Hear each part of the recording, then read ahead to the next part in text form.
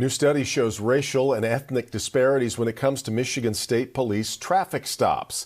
You may recall in fall 2020, MSP announced internal data showed potential disparities, and they were getting an independent study done. Well, those results are now in. Our Megan Woods has a look at them and some reaction too. Megan?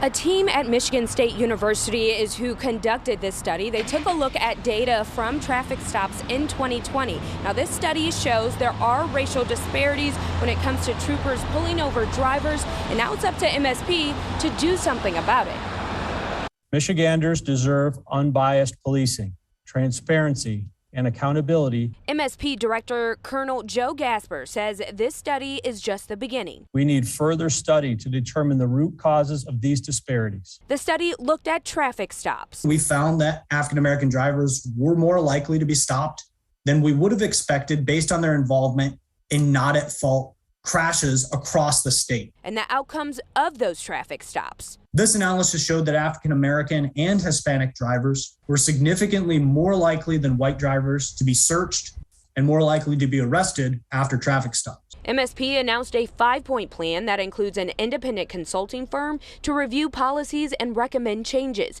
deploy 1,600 body cameras by the end of the year so every trooper has one, more educational opportunities like cultural awareness training, and making this data available to troopers, and launching a statewide listening and learning tour with African American leaders. We have to start somewhere. And part of that is being able to establish a baseline.